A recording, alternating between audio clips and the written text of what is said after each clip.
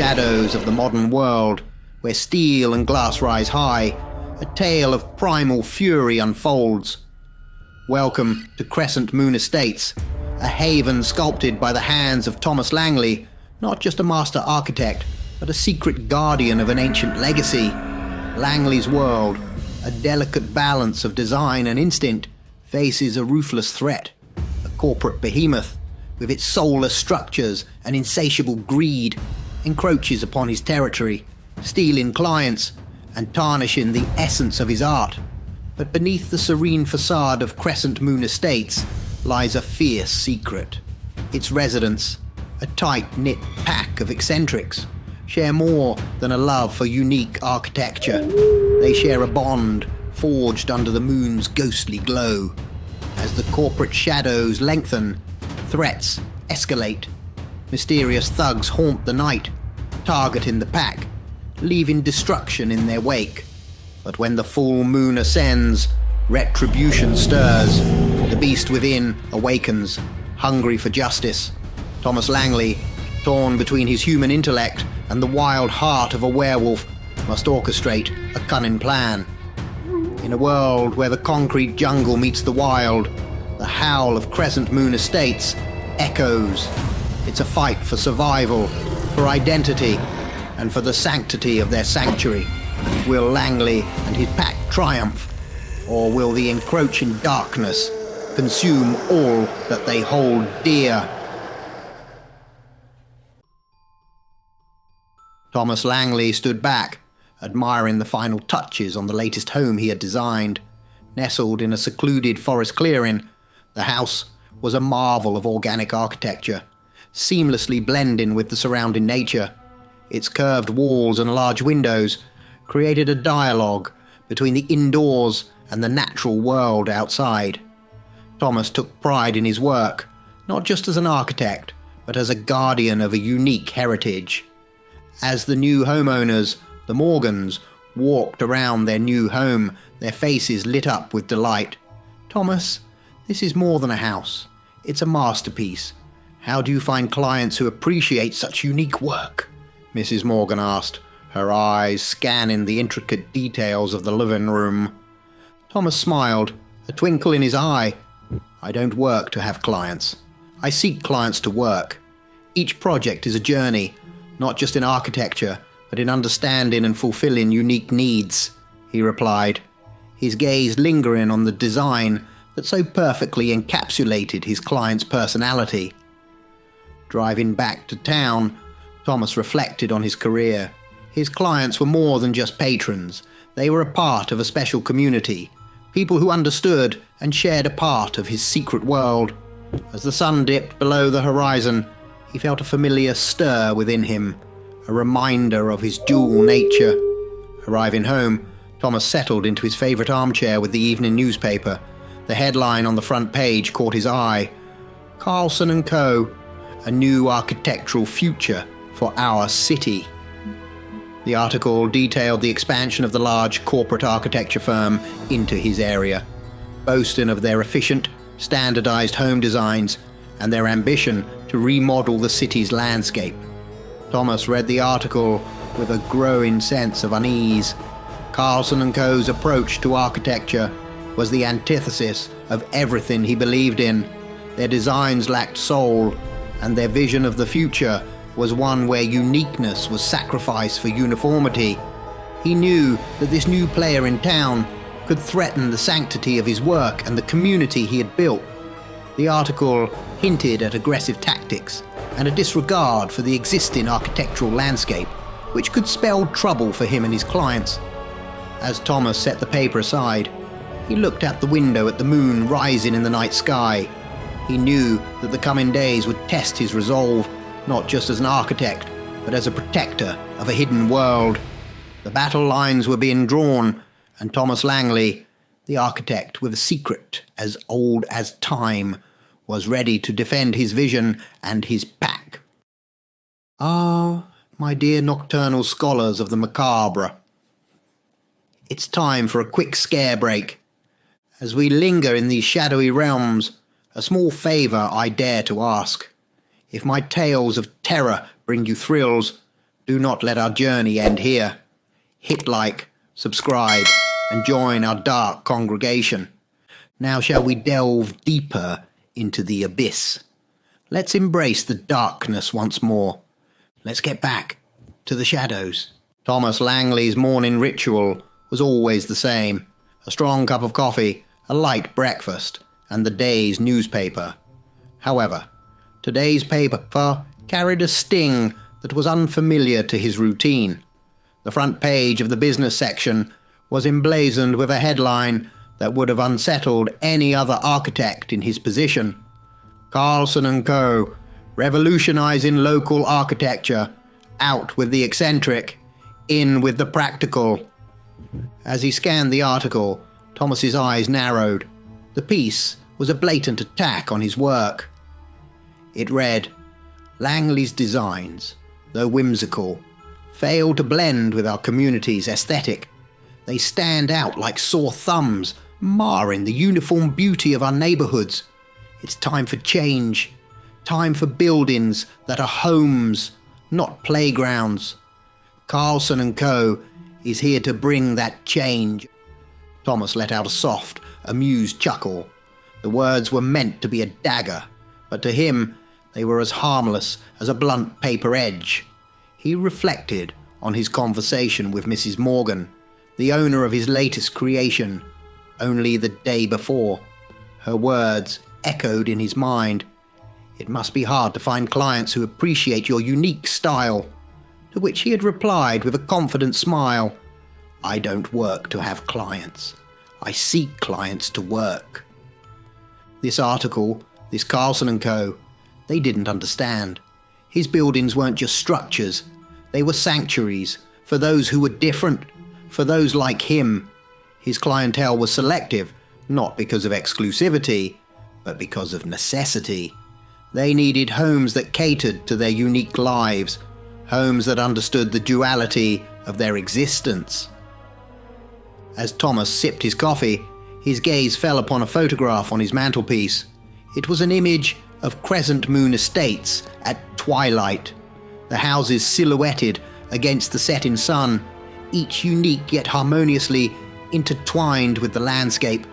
This was more than architecture. It was a haven for his kind, a place where the werewolf community could thrive away from prying eyes. The article, with its narrow vision and corporate agenda, meant nothing to him. His work was not for the masses. It was for the few who needed it. Thomas Langley was not in the business of appeasing customers. He had customers so he could run his business his way. With a determined sigh, he folded the newspaper and set it aside. Carlson & Co. might be moving into his territory, but they were stepping into a world they didn't understand. They could write their articles, make their claims, but they could never replicate the soul of his work. For Thomas, this was more than a business. It was a calling, a duty to his kind.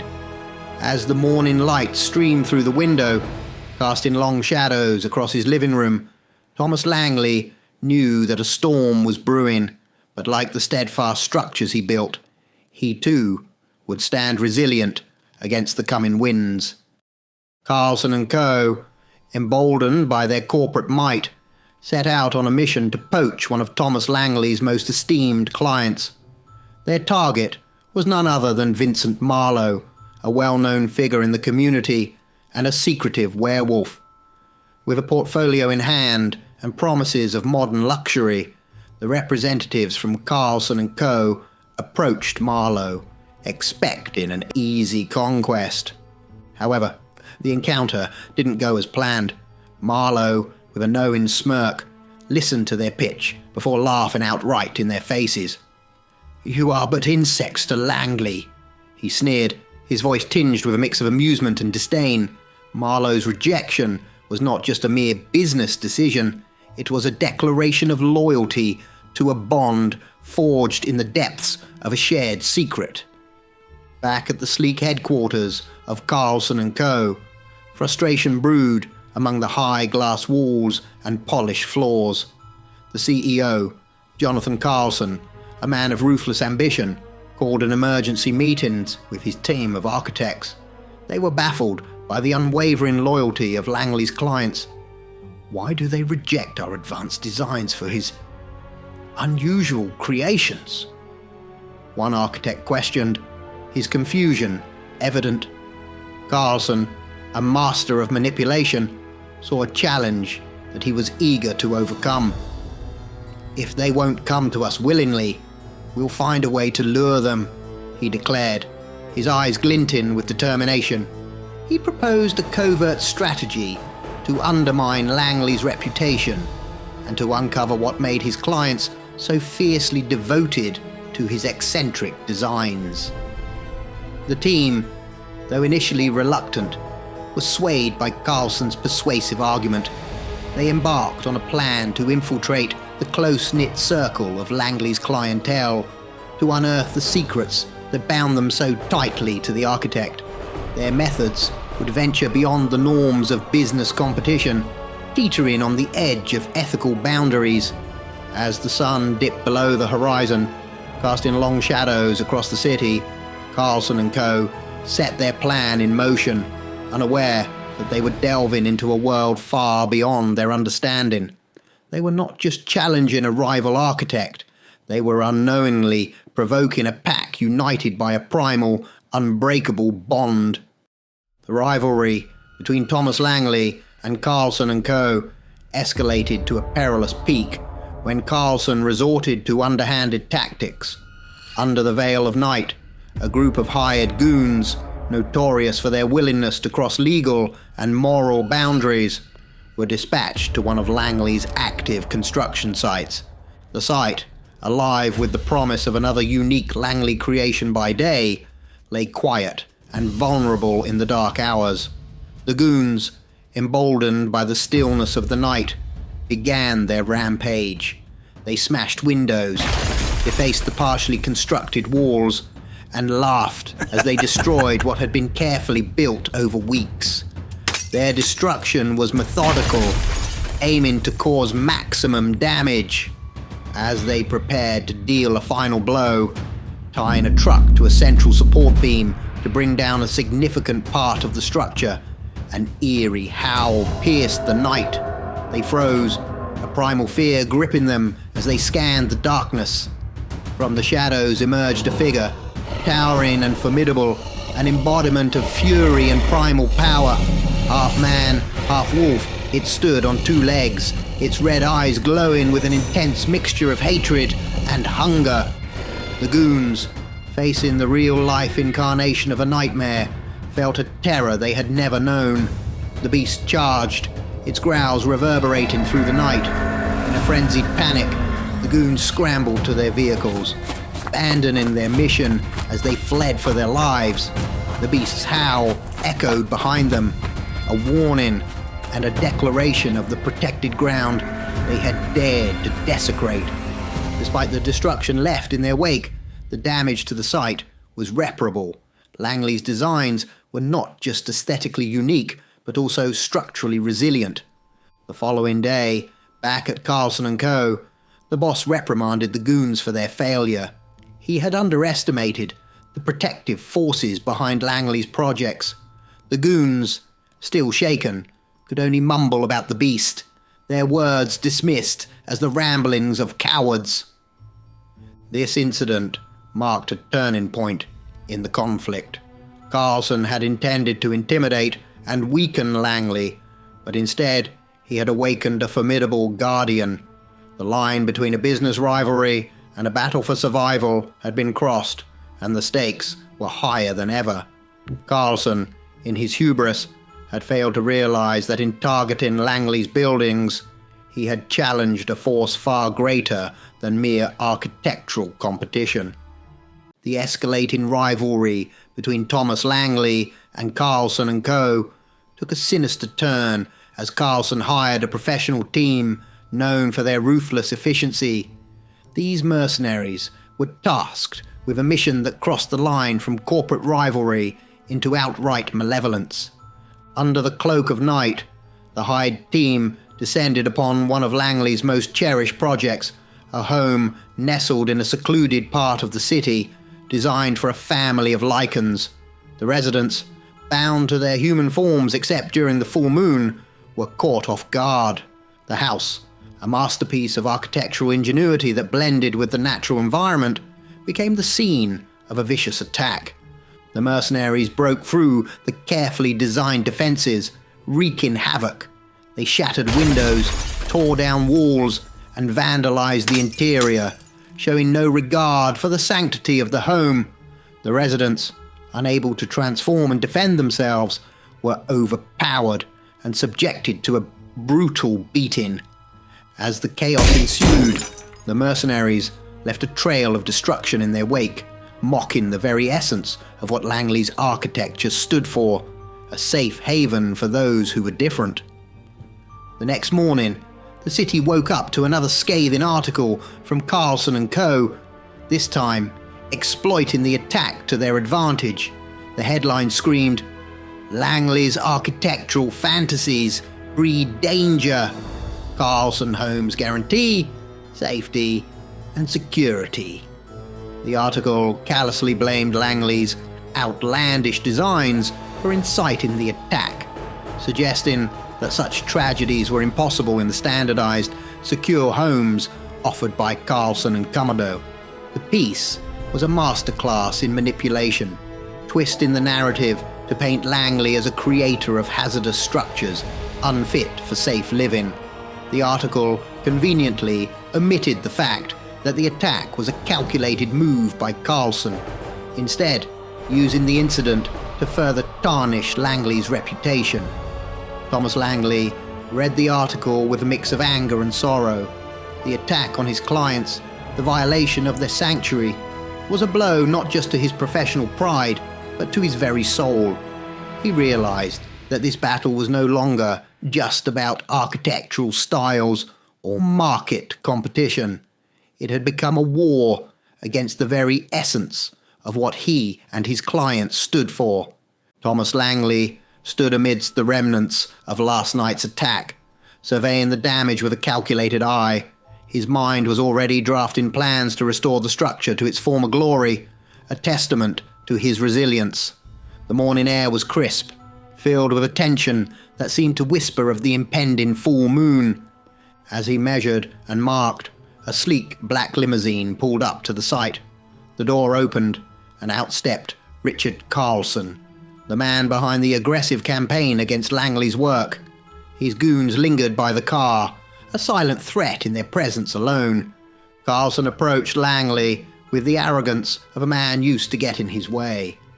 "You know, Langley," he began, his voice dripping with condescendence, "all those articles, the attacks, they were my doing." He paused, a smug smile playing on his lips. "I would never admit it in public, but I want you to know who your superior is." Thomas turned to face him, his expression unreadable. The air between them crackled with unspoken animosity, a clash of two worlds that could never reconcile. Carlson, misreading the silence, pressed on. "Come on, Langley, just between us, tell me what you really think of me." Langley met Carlson's gaze, his eyes reflecting a depth of character that Carlson would never understand. Drawing from Ayn Rand's The Fountainhead, he replied coolly, "But I don't think of you." He turned to walk away, but under his breath he added a twist to the quote, one that spoke of his true nature and the night to come. "Only as food." Carlson was left standing alone, a look of confusion and anger marring his face. He had expected fear, submission, or anger, but not indifference, not the dismissal that Langley had just shown him. As Thomas walked away, his thoughts were already shifting to the night ahead. The full moon was rising, and with it, the true power of his nature would be unleashed. He felt the ancient call of the wolf stirring within him, a reminder of the strength and freedom that defined his existence. The attack on his work, Carlson's petty attempts at intimidation, they were all meaningless in the grand scheme of things. For Langley, the full moon was a time of transformation, of embracing the wild, primal side of his being. It was a reminder that he was part of something greater, something eternal. As the moon ascended to its zenith, casting a silver glow over the city, Thomas Langley prepared to embrace his true self. Tonight, he was not just an architect defending his creations. He was a werewolf, a protector of his pack, ready to face whatever challenges came his way. Under the luminous glow of the full moon, a chorus of howls resonated through the community, a primal anthem heralding the rise of the lichen. The night air was charged with a palpable sense of anticipation and retribution. In the heart of Crescent Moon Estates, Carlson's hired goons, emboldened by their previous successes, approached another home.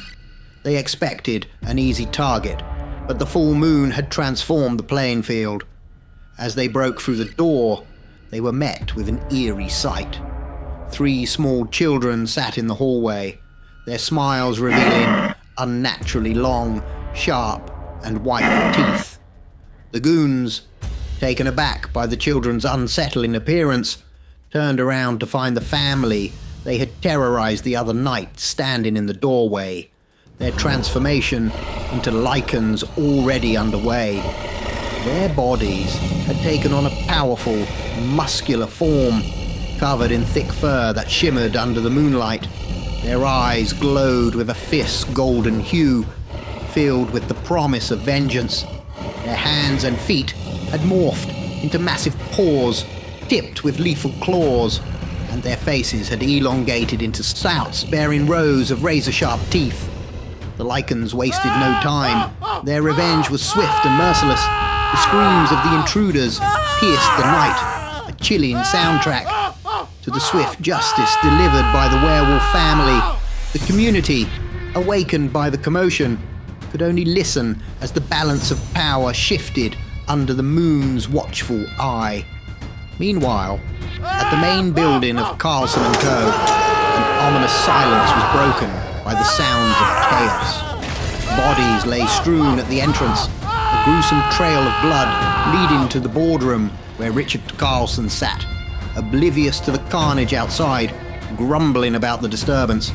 Suddenly, the door burst open, revealing a towering figure, a werewolf in its full, terrifying glory.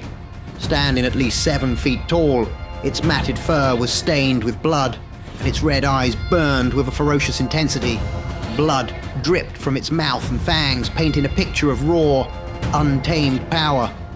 Carlson screamed in terror, his mind unable to process the nightmare that had unfolded before him.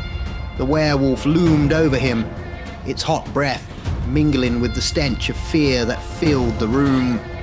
Then, in a guttural, primitive voice, the beast spoke, its words laced with menace. "There's no one here. Tell me what you truly think of me, and I'll tell you how you taste."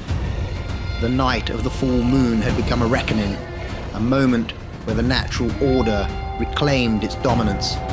As Carlson faced the embodiment of his own undoing, the lichens of Crescent Moon Estates stood united, their howls echoing into the night, a declaration of their strength, their unity, and their indomitable spirit.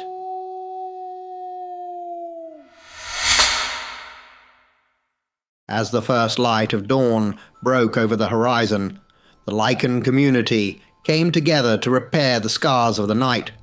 Thomas Langley oversaw the restoration of the building site, his eyes reflecting a night of unleashed primal justice.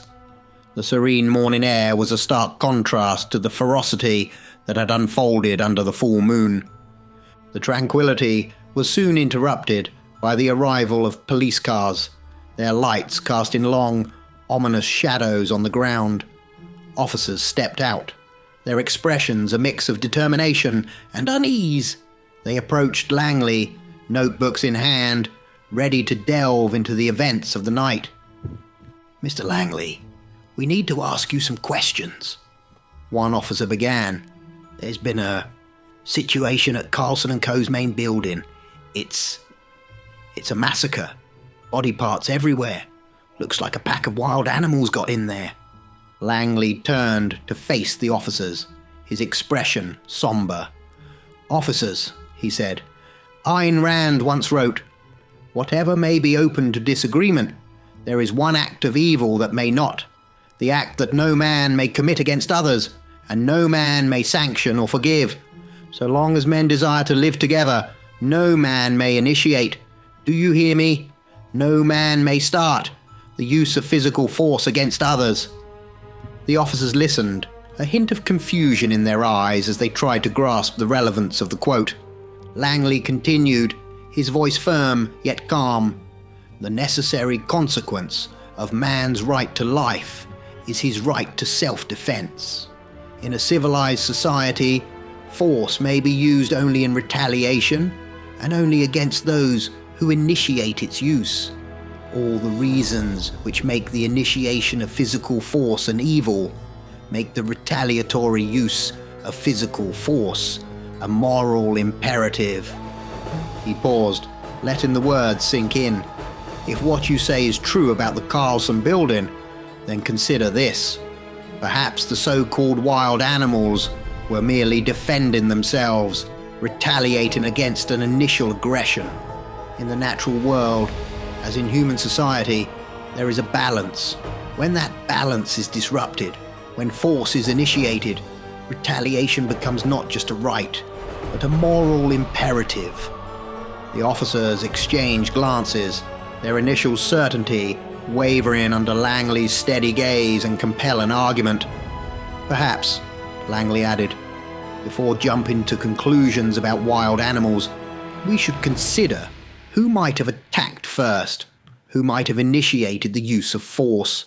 In every action, there is a reaction, a consequence that must be faced." With a polite nod, the officers took their leave, their minds troubled by the complexity of the situation. Langley watched them go, a mix of sadness and resolve in his eyes. He turned back to his community, to his pack, knowing that while the physical repairs would soon be complete, the moral implications of their actions would resonate for far longer. In the rebuilding, in the unity of his community, Langley saw not just the restoration of structures, but the reaffirmation of their right to exist, to defend, and to live as they were meant to, free, proud, and unbroken.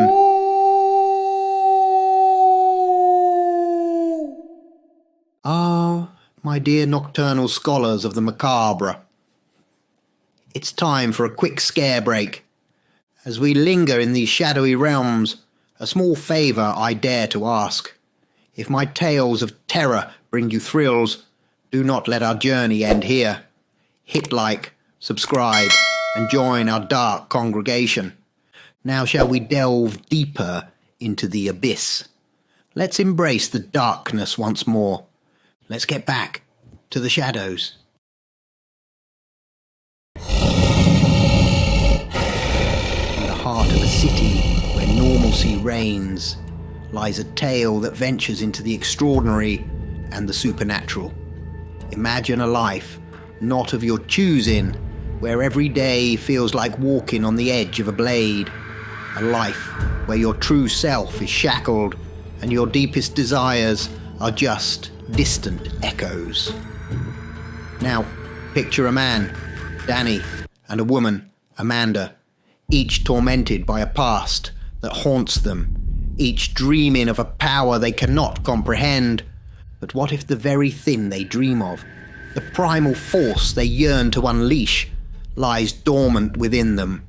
What happens when the line between man and beast blurs and a new, terrifying power is awakened?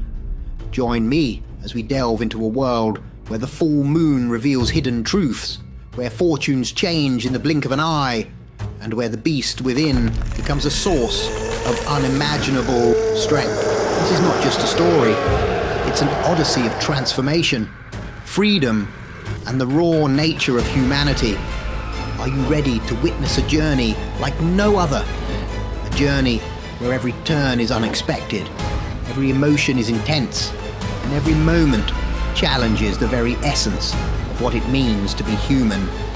Welcome to the thrilling, chilling tale of Danny and Amanda. This is their story. This is the legend of the urban beasts. Stay with me and uncover the mysteries hidden beneath the light of the full moon.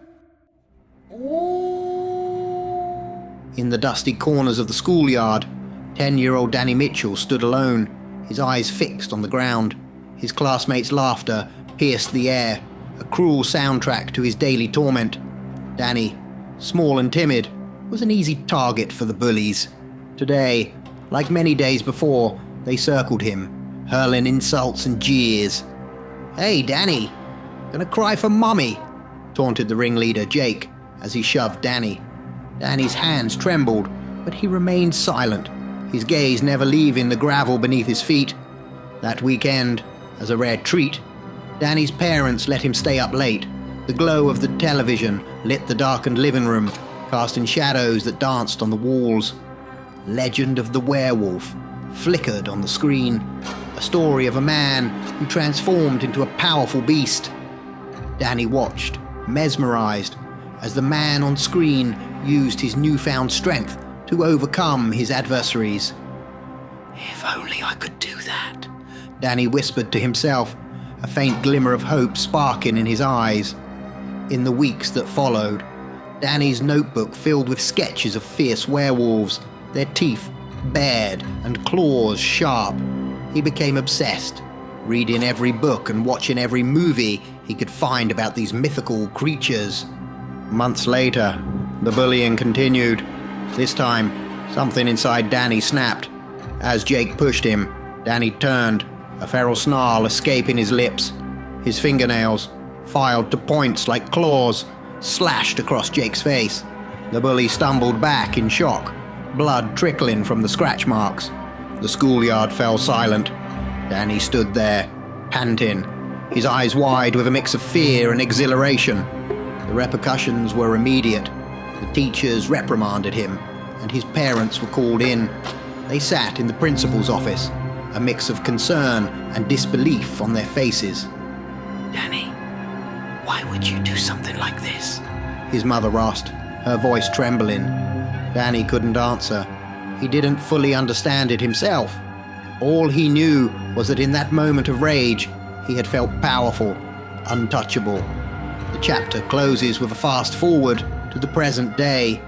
Danny, now 36, sits in the dim light of his living room, the flicker of another werewolf movie illuminating his solitary figure.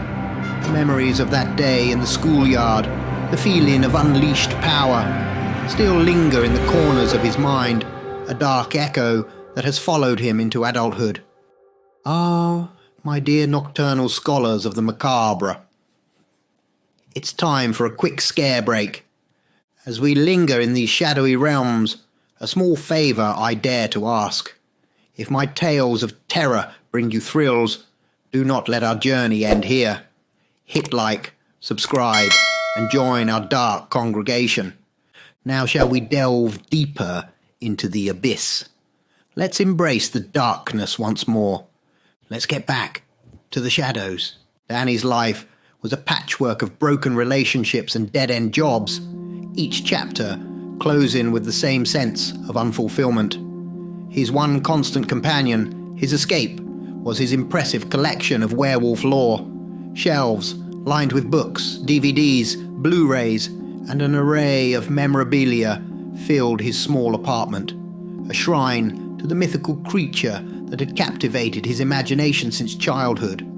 In these stories, he found solace, the idea of transformation, of a man becoming a beast to solve his problems with ferocity and strength, was a balm to his bruised ego. When the weight of the world pressed down on him, Danny retreated into this world, finding a perverse comfort in the notion of a beast unleashed. That night, as Danny prepared for bed, he selected an audio tale from his collection, a story of a werewolf's revenge. The narrator's voice, deep and haunting, filled the room as Danny drifted into sleep. In his dreams, Danny was the embodiment of the werewolf myth.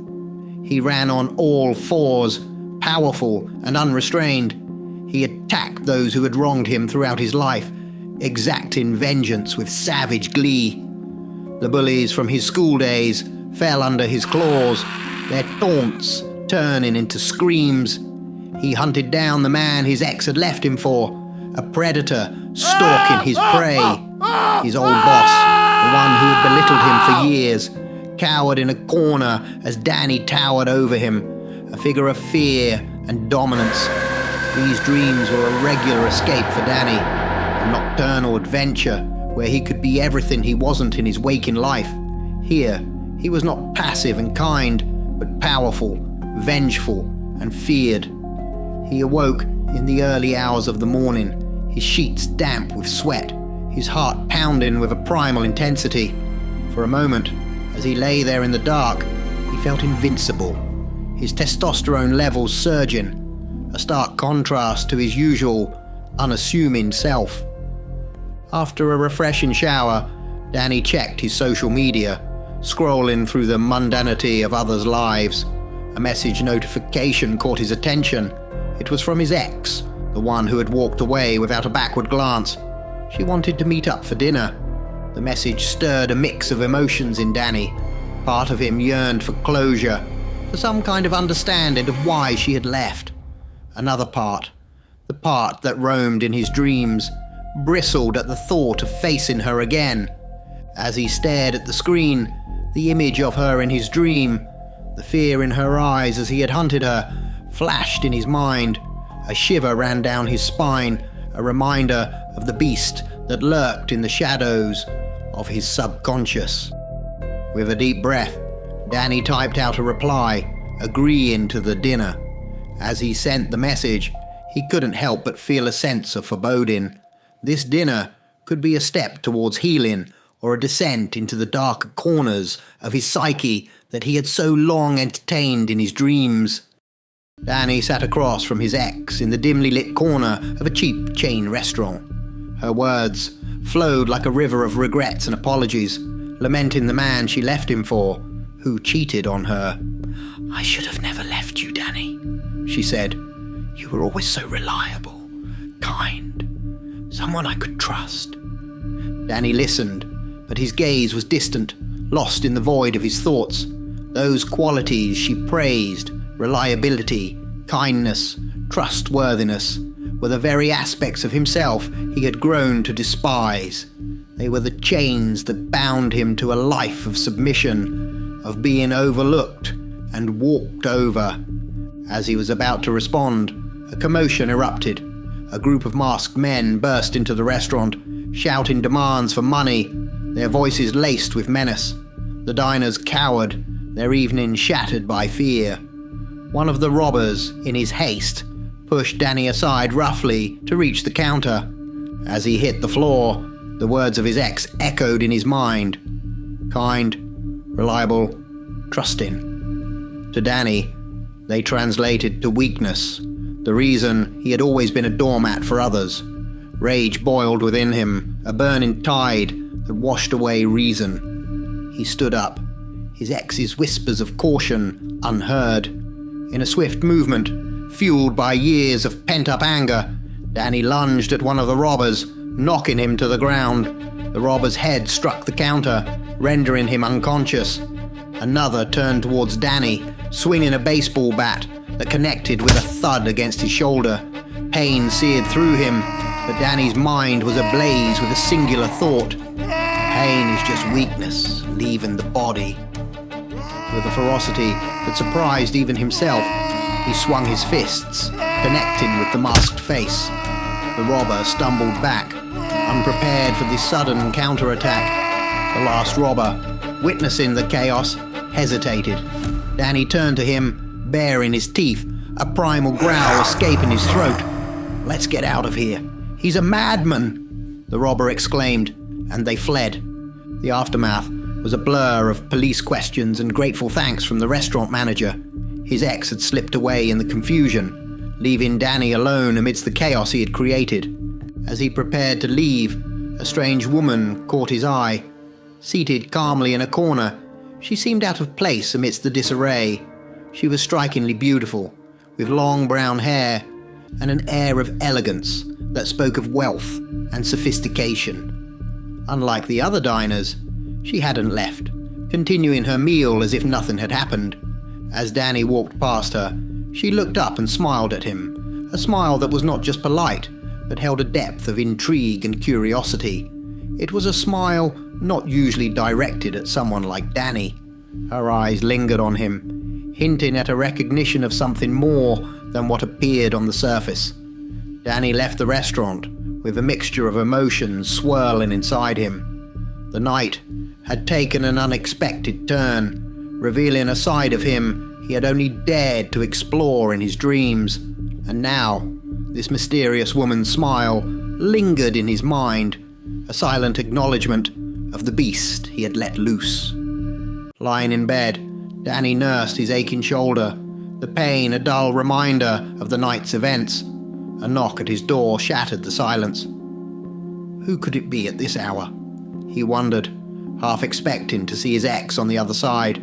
But when he opened the door, it was the mysterious woman from the restaurant, Elizabeth Talbot, standing before him with an air of sophistication and an unmistakable aura of dominance. "May I speak with you?"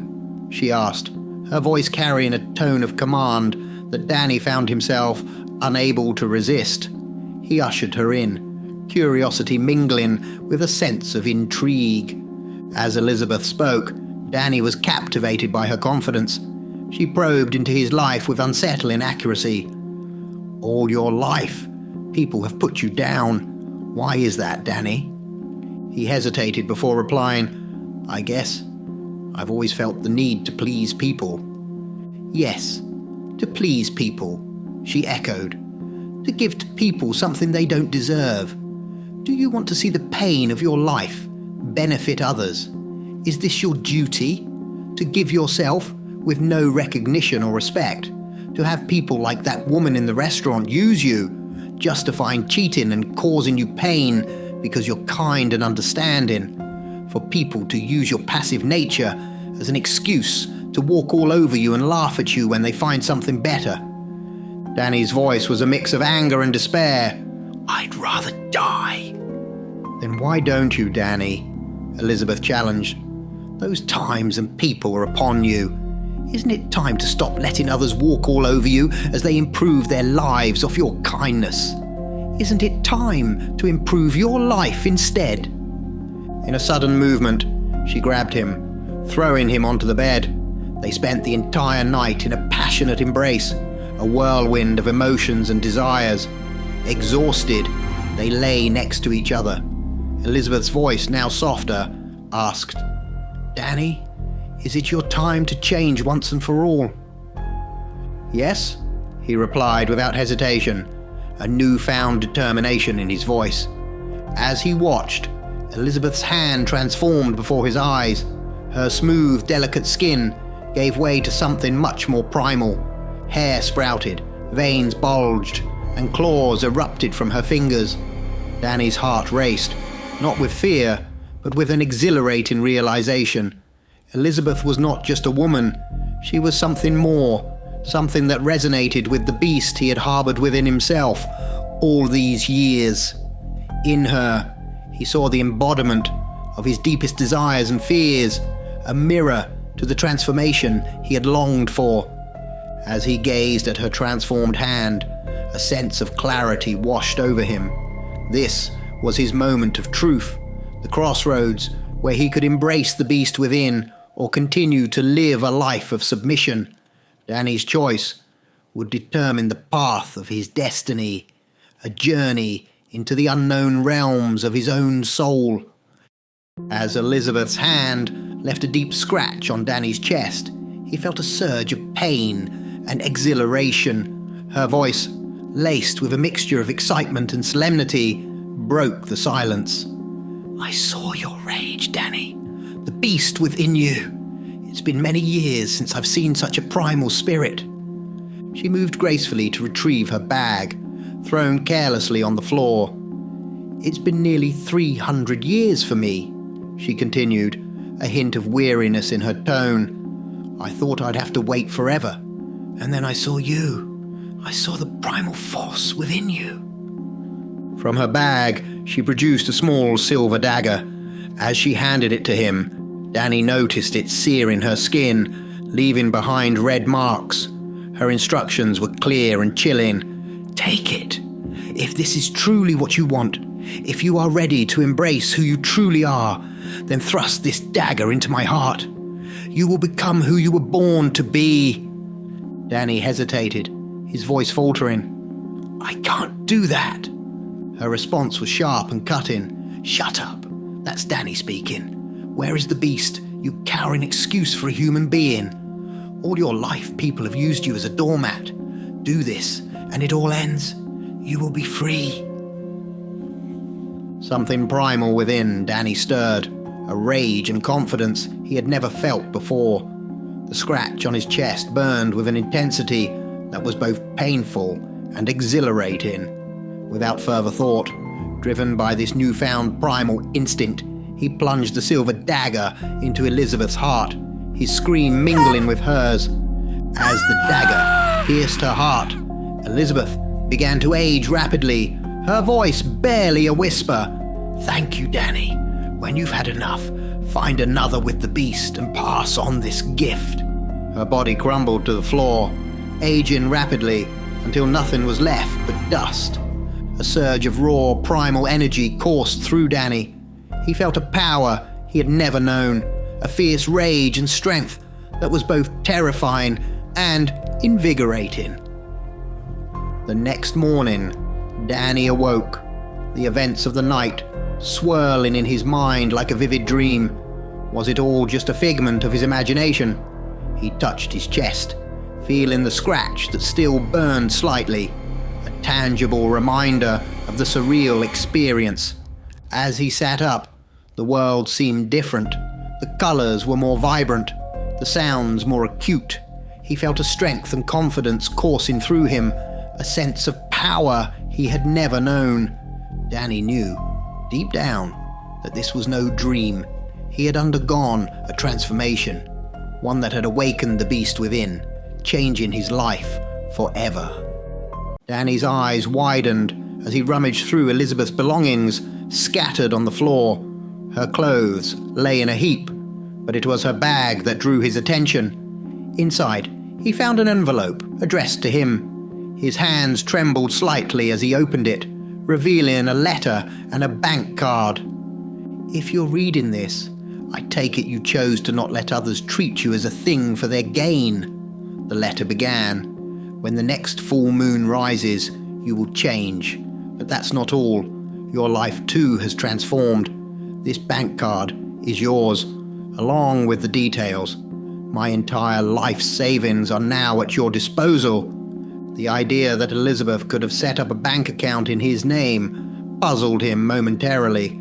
She must have had connections, perhaps using false documentation or leveraging her long life to manipulate the system. The underworld she belonged to was likely full of such mysteries. Hastily, Danny turned on his computer and entered the bank details. The balance displayed on the screen made him stagger. £34 million. A fortune beyond his wildest dreams, now at his fingertips. A knock on the door interrupted his thoughts. It was his ex, her voice tinged with faux concern. "Hi, Danny. Just wanted to see how you were after the other night." But Danny was not the same man she had left. "Don't ever contact me again," he said firmly, shutting the door in her face. He felt no regret, only a newfound sense of self-assurance. As he sat down, Danny pondered his life. Just 24 hours ago, such a fortune would have sent him into a frenzy of materialistic planning, but now his mind was occupied with more significant concerns. Money seemed trivial compared to the transformation he was undergoing. His mind was clear, focused, calculating, and strong. He was no longer the passive, easily manipulated Danny. He was something else, something more. As he contemplated his new existence, a sense of purpose filled him. He wasn't just wealthy, he was powerful in a way he had never known. The full moon's approach loomed in his mind, not as a fear, but as an impending revelation of his true nature. Danny's life had taken a dramatic turn, and he knew there was no going back. He was on the brink of discovering not just the limits of his new wealth, but the depths of the beast within him. The journey ahead was uncertain, but for the first time, Danny felt ready to face whatever came his way. In a small chain restaurant, Danny sat alone, his meal in front of him. Years had passed since the fateful events that transformed him. He had experienced the full moon's pull many times, feeling his body contort and change into the beast within. He'd come to understand this part of him, to harness it in a way Elizabeth never had the chance to teach him. His heightened senses picked up a conversation from across the room. A man, oozing arrogance, was speaking to a woman. "Well, let's see how it goes tonight.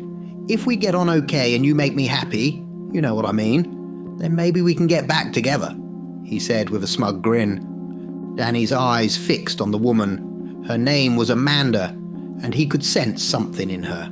A smouldering rage, a hidden fire. It reminded him of how Elizabeth must have seen him that night at the restaurant.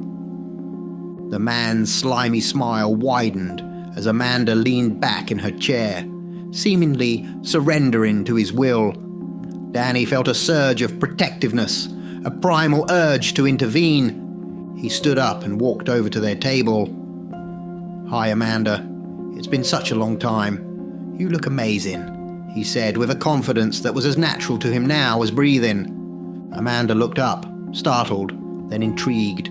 The man before her exuded wealth and a captivating self-assurance.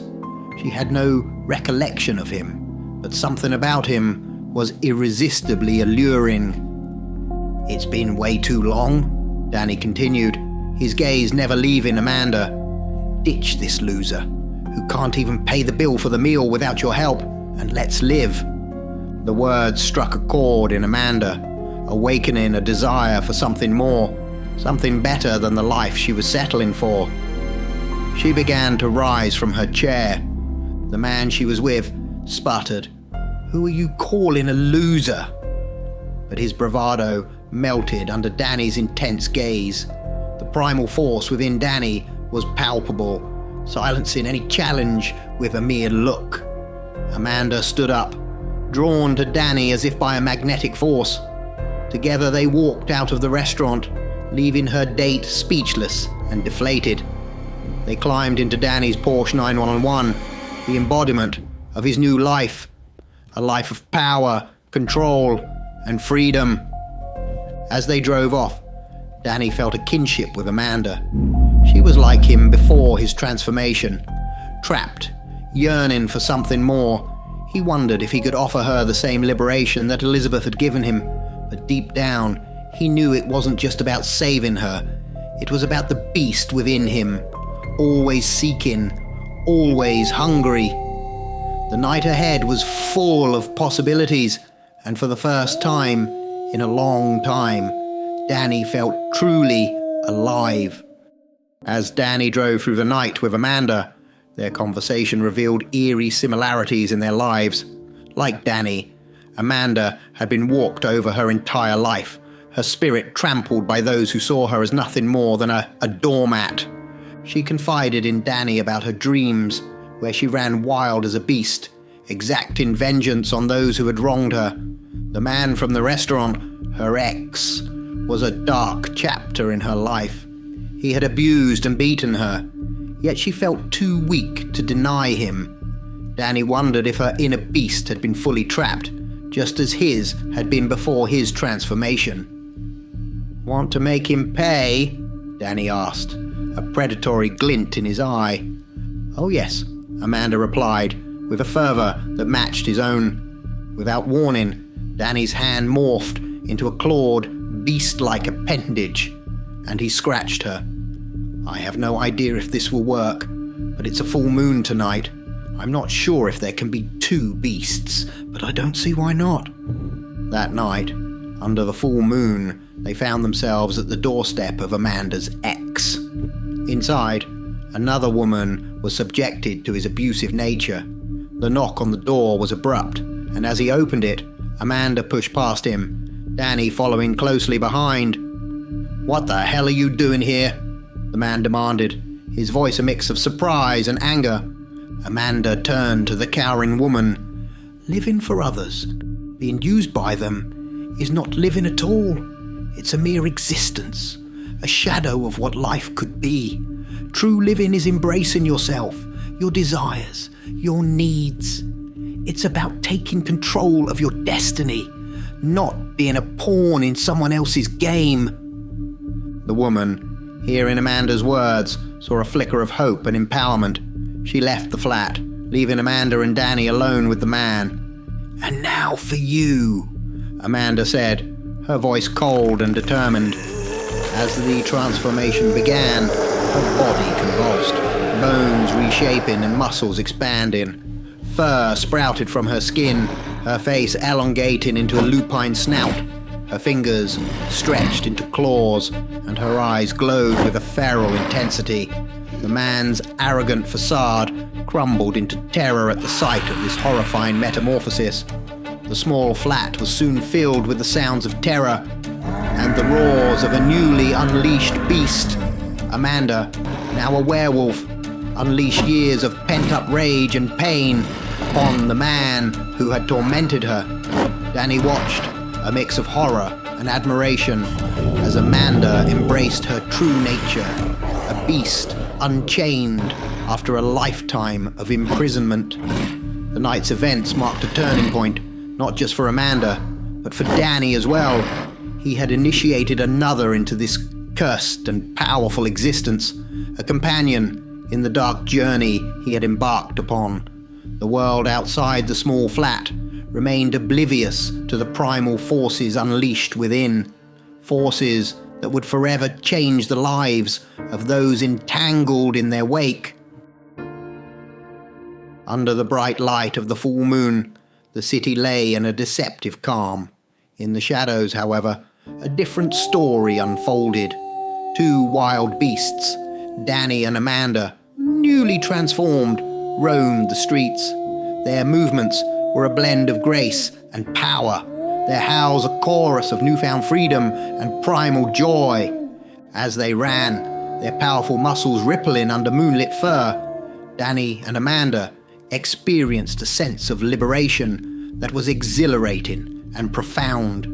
It was a liberation that went beyond the physical transformation. It was an awakening of their true selves, unbound by societal norms and expectations. For Danny, this freedom was the embodiment of living for oneself, a stark contrast to the life he had led before. No longer was he confined by the need to please others, to conform to a role that left him feeling empty and powerless. He was now guided by his own desires, his own will to live a life of his choosing. The feeling was intoxicating, a heady mix of power and autonomy. Amanda, too, reveled in this newfound freedom. For so long, she had been a victim, her life dictated by others who saw her as nothing more than an object to be used and discarded. Now, as she ran alongside Danny, she felt a surge of self-worth and independence. She was no longer a pawn in someone else's game. She was the master of her destiny. Together, they embodied the philosophy of living for oneself, of pursuing one's own happiness as the highest moral purpose. Their transformation was not just physical, but philosophical, a rejection of the chains that had bound them to a life of servitude and misery. As they moved through the city, the howls of Danny and Amanda were not just sounds of wild beasts, but a declaration of their newfound freedom and individuality.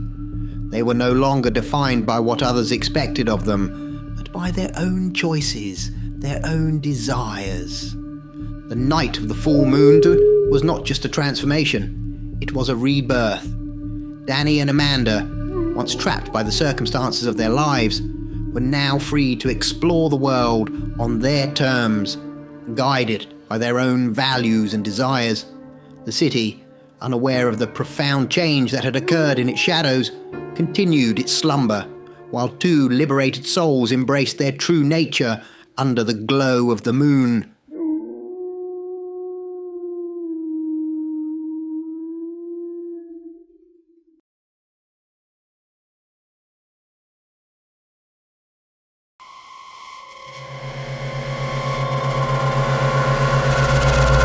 In the dense, foreboding forest of a forgotten village, a tale unfolded that sent shivers through the spines of the bravest souls.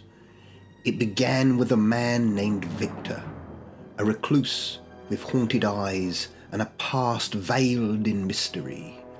The villagers whispered of a curse that befell him on a fateful night when the moon hung low and bloodlust took root in his veins. Victor, once a respected member of the community, had vanished for days at a time, returning with dishevelled clothes and wild eyes. The first sign of the curse emerged when livestock started to disappear under the light of the full moon. Whispers spread like wildfire, pointing accusing fingers at Victor. As the villagers grew uneasy, a hunting party formed to confront the man they deemed the source of their troubles. Armed with torches and pitchforks, they marched to Victor's dilapidated cottage on the outskirts of the village. The night was thick with an oppressive darkness that seemed to swallow the feeble glow of their torches. When they reached Victor's dwelling, they found the door ajar, a trail of crimson leading into the heart of the forest. Fear etched their faces as they hesitated, but the desperation to rid themselves of this menace prevailed. The party plunged into the shadows, following the blood-soaked path into the woods.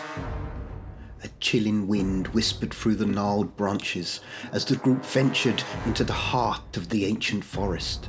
The moon cast an eerie shadow that danced upon the gnarled roots and twisted trunks. The silence was shattered by a distant howl that reverberated through the woods, sending shivers down their spines. As they approached a moonlit clearing, they stumbled upon a grotesque sight. Victor, now transformed into a monstrous hybrid of man and beast, stood amidst the remnants of his latest victim. His eyes glowed with an unholy light as he locked gazes with the intruders. Fear gripped their hearts, but their resolve held, and they raised their weapons. The creature lunged, a blur of fur and fangs. Panic set in as the hunters fought for their lives against this nightmarish adversary. The once unified group splintered, the forest echoing with cries of pain and terror. One by one, the villagers succumbed to the relentless onslaught, their screams swallowed by the insatiable hunger of the beast. The survivors, now reduced to a mere handful, retreated in disarray, their torches flickering in the encroaching darkness. The cursed creature pursued with relentless determination, leaving a trail of mutilated bodies in its wake. The villagers, gripped by terror, fled back to the safety of their homes, locking doors and barricading windows. The village plunged into a state of perpetual dread as the wolfman roamed freely under the cloak of the night. Each full moon brought the renewed terror, and the villagers huddled together in fear, their eyes darting nervously at every rustle in the shadows. The once thriving community became a ghost town, haunted by the malevolent presence that lurked in the depths of the forest. And so the legend of the Wolfman endured, a cautionary tale whispered through generations. The village, now a forsaken place, stood as a chilling reminder of the consequences that befell those who dared to meddle with the mysteries of the night. The howl of the Wolfman echoed through the desolate landscape a haunting symphony that warned of the darkness that lingered just beyond the edge of civilization.